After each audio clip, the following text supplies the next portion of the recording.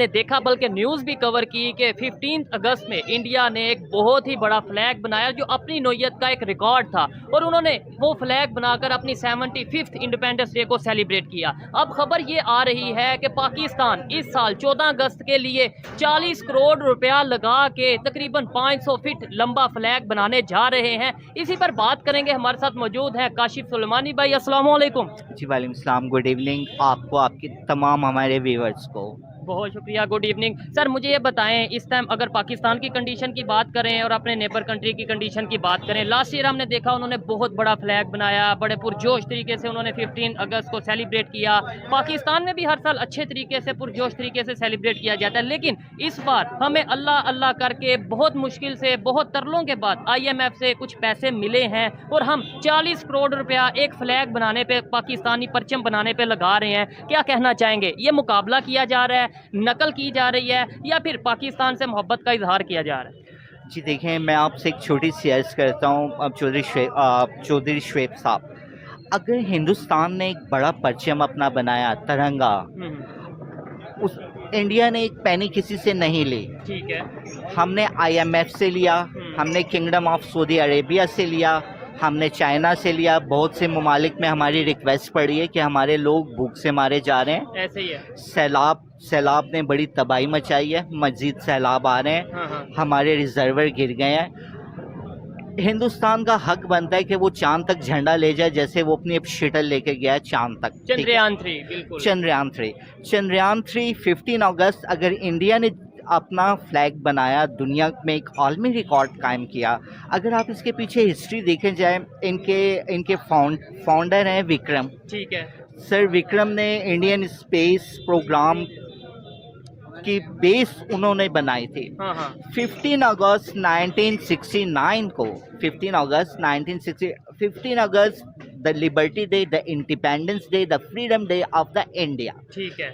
इस दिन उन्होंने ये फ्लैग बनाया और इससे पहले इंडिया 83 टाइम्स वो ये ट्राई कर चुका है, उसके मिशन जा चुके हैं। जबकि हम अब पाकिस्तान को कंपेयर करेंगे, फ्लैग को हम साइड पे रखते हैं, हमारा था स्पार्को। ठीक है। बदर ए हमने बनाया, बदर भी बनाया, वो दोनों को पता नहीं लगा आज तक गए कहाँ हैं। 2018 में PRSS-1 चाइना से हमने अपना एक शटल भेजा, जिसकी कोई प्रोग्रेस अभी तक मौजूद नहीं है। अभी हमने खुद नहीं ना भेजा, चाइना के साथ कोऑर्डिनेट करके। तमाम टेक्नोलॉजी, हर चीज़ उनकी थी।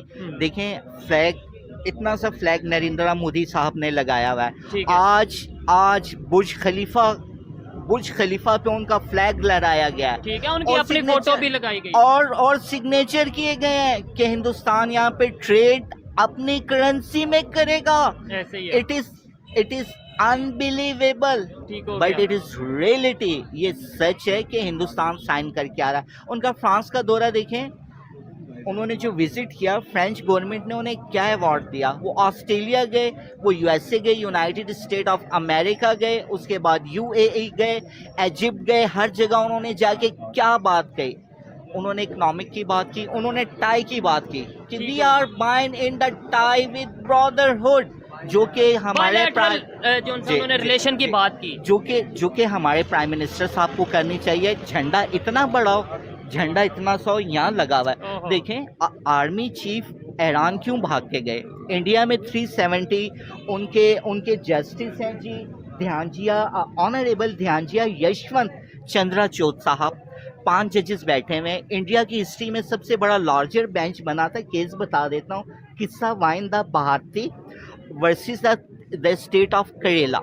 ये 1973 में बना था। इसका पर्पस था whether the parliament had unfettered power or unfettered right for amendment in the constitution। Right की बात की थी। अब यहाँ पावर को छेड़ा जा रहा है। इसमें 3 चीजें, ये अपील मोस्ट डेंजरस है। मैं आपको बता रहा हूँ, ये मोस्ट डेंजरस है पाकिस्तान के लिए। इंडिया में सुप्रीम कोर्ट के कितने जजेस हैं? 33। ठीक है, यहाँ पे 5 बैठे हैं। 1973 में 13 जजेस, इंडिया की तारीख का सबसे बड़ा लार्जर बेंच था, फुल बेंच था। ठीक है, जिसमें 13 जजेस बैठे हैं।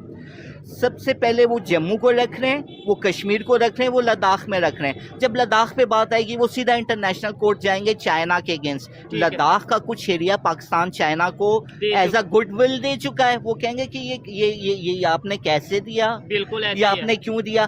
तो आर्मी चीफ भागे 1995 में ईरान से, हमने with the mutual consent, with the free consent, we were enter into agreement और contract for the gas pipeline. ठीक है। 1995 में। आज ईरान तैयारी कर रहा है, आपको थ्रेट कर रहा है कि मैं इंटरनेशनल कोर्ट में आपके अगेंस्ट जाऊंगा। बिल्कुल। एक कि अगर ये प्रोजेक्ट आपने पूरा ना किया, सर, 18 बिलियन डॉलर का जो सा फाइन करेगा। सर कुलभूषण यादव का केस ऑलरेडी वहां पे पड़ा है।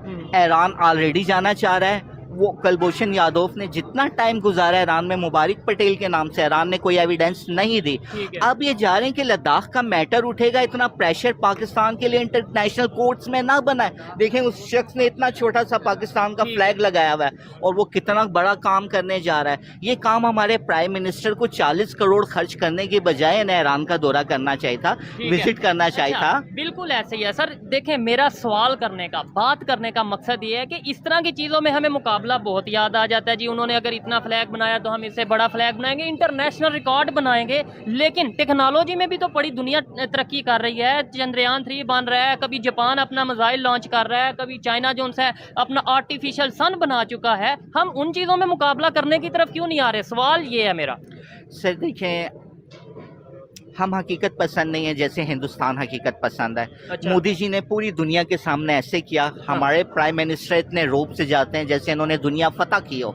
मैं शहबाज शरीफ साहब की बात नहीं कर रहा, ठीक है। मैं इनसे पहले की बात कर रहा हूँ। शहबाज शरीफ साहब के बारे में मीडिया लिखते लिखते रुका। इस न्यूज़ को किल किया गया कि आंसुओं के साथ रोए कि मेरी कौम मर रही है। अब जब वो 40 करोड़ का फ्लैग देखेंगे, IMF की टर्म्स एंड कंडीशंस देखेंगे, तो वो लोग कहेंगे they are deceiving us, they are betraying us, they are based on the fraud. ये तो हमें ऑलरेडी ये चीजें कह रहे हैं और इसी वजह से हमें IMF ने देखे अगर इतनी लेट जो सा वो एग्रीमेंट हुआ है, उन्होंने बात मानी है, तो उसकी रीजन यही थी कि उन्हें ट्रस्ट नहीं था। अदरवाइज वो उन्होंने तो कर्ज देना था, उन्होंने ट्रस्ट लेना था उसके ऊपर, तो वो तो उसी टाइम पे कर लेते।